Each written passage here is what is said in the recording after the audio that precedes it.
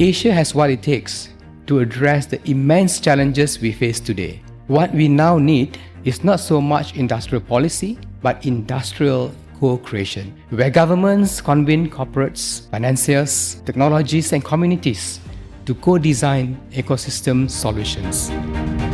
Welcome everyone to Impact Investing Musings, a podcast series where we delve into the ever-evolving world of impact investing. We aim to connect, educate, and share knowledge to drive capital into impact.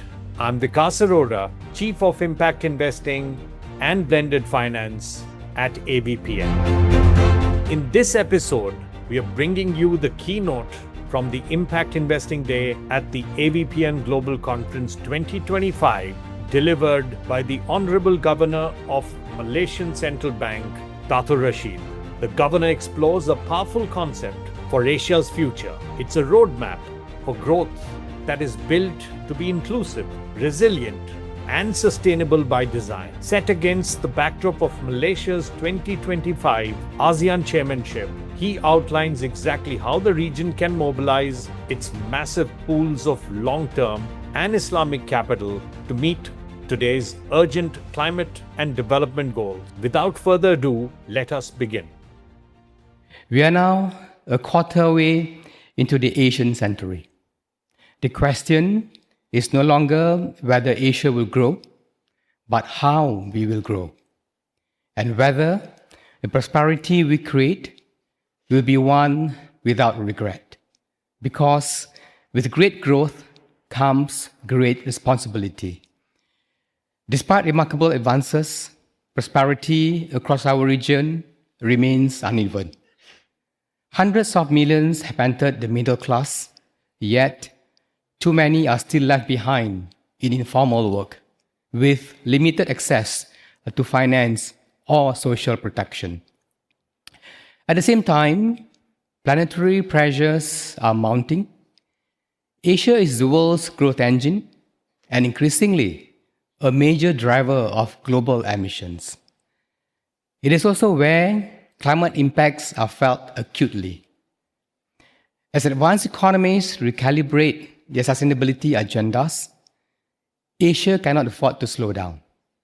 In fact, this is our moment to accelerate, not to compete, but to ensure our vulnerabilities do not widen. The paradox is clear. The same forces that are driving Asia's rise could, if left unchecked, undermine its future. Yet, even with these challenges, Asia has what it takes to build a prosperity that is inclusive and sustainable. First, the world's center of economic gravity has already shifted east. It is expected to sit between India and China in less than 5 years, decades earlier than once predicted by my fellow Malaysians, Professor Danny Quah. Asia today already accounts for over 60% of global growth. Intra-ASEAN trade now exceeds trade between Asia and the rest of the world, and is expected to grow by $400 billion annually in the coming years.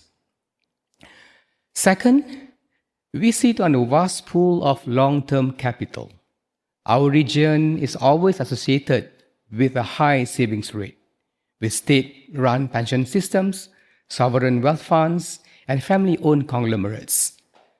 These have both the capacity and the mandate to think in decades, not in quarters.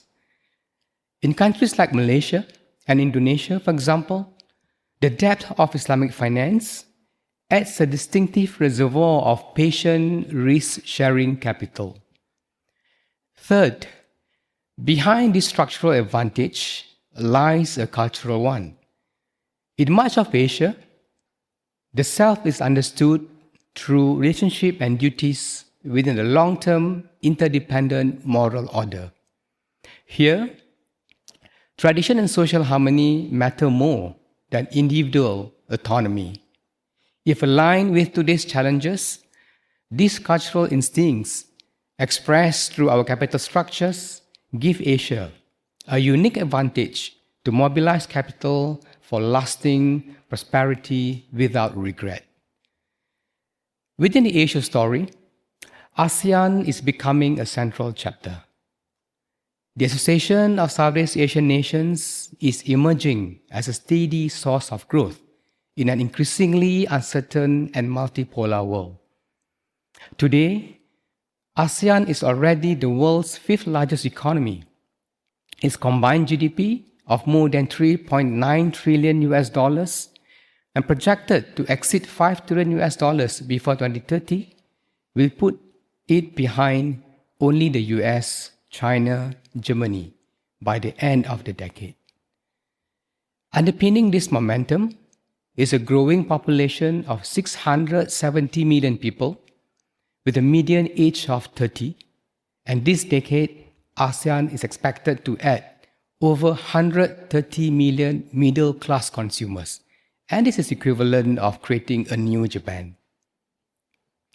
What is striking is not only the scale, but the resilience of growth. While not a straight line, GDP growth has averaged 4.8% for the past 2 decades. Through financial crisis, pandemic, and a shifting global order.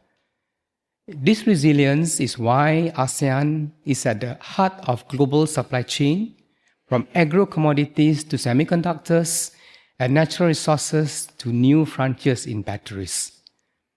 This past year, as part of Malaysia's chairmanship of ASEAN, I have seen unprecedented interest in the region.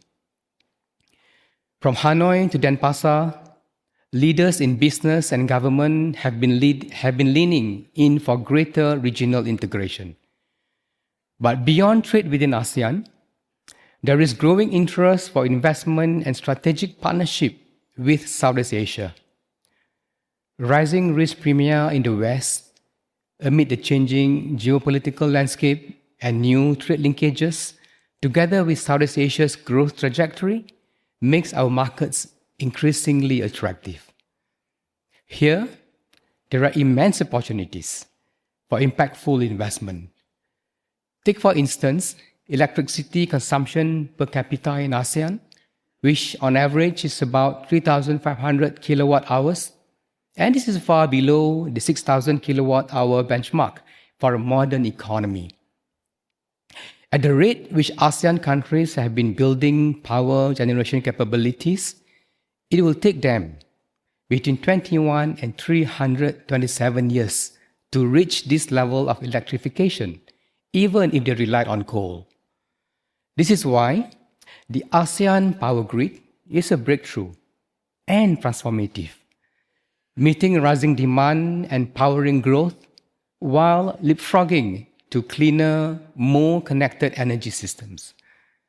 Some markets in the region can serve as safe launchpads.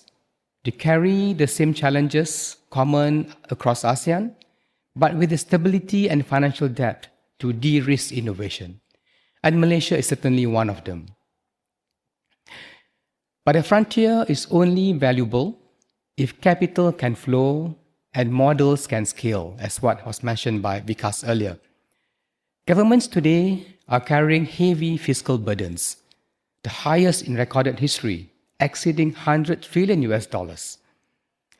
And given the immensity of the sustainable development challenge that we face, this finite fiscal space means public budgets alone cannot finance the transition that we need.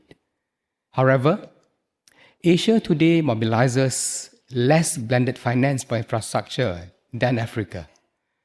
This is not because the opportunities are lacking, but because risks are insufficiently priced and pipelines are underprepared.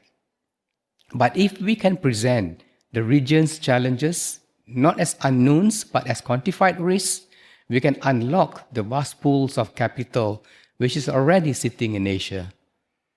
And here, Islamic finance offers a structural advantage, giving us ready-made infrastructure for risk sharing. Sukuk tied to real assets, profit and loss partnerships, zakat and wakaf as catalytic first loss. This is a financial architecture built for blended finance. In markets like Malaysia and Indonesia, Where Islamic finance is mature, the foundations are ready. The question is, what might we build together on top of it?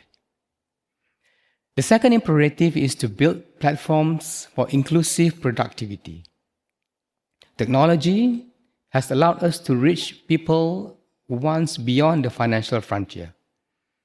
Innovations like well-interlinked payment systems, eKYC, and open data protocols are bringing in millions of people out of informal systems.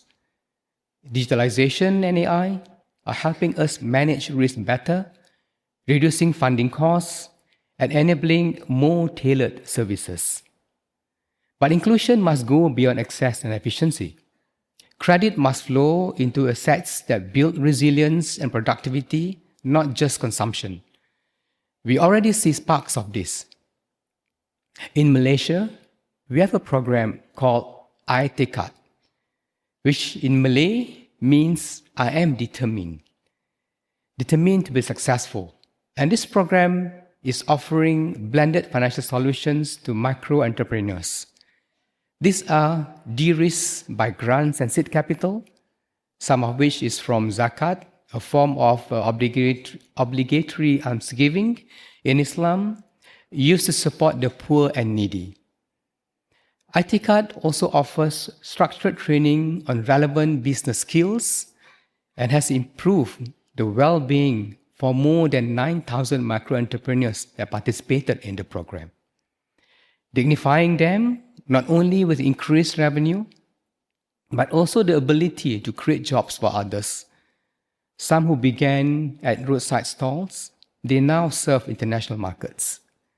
Imagine if we could scale structures like this across Asia, promoting inclusive growth and lifting millions from survival to enterprise. Third, we need to back ecosystems, not just one-off projects. In the 20th century, Asian governments famously employed industrial policy to pick winners. From steel to shipbuilding and microchips to K-pop, this approach produced miracles. But the sustainable development paradox we face today is too complex and capital intensive for the state alone. What we now need is not so much industrial policy, but industrial co-creation. Again, I think Mr. Vikas touched on this as well. Where governments convene corporates, financiers, technologies, and communities to co-design ecosystem solutions. Malaysia is beginning to model this. The Climate Finance Lab, or CFIL, is now open for business to prototype new financial solutions for climate and nature-related projects. The Greening Value Chain, or the GVC initiative, is aligning anchor corporates with their SME suppliers to decarbonize entire supply chains through financing and technical support. These are early signs of this new kind of industrial co-creation. Ladies and gentlemen, in closing, Asia has what it takes to address the immense challenges we face today. It is through platforms like the AVPN, where funders across all pools of capital converge with innovators and policymakers, that these strengths can be aligned and further amplified.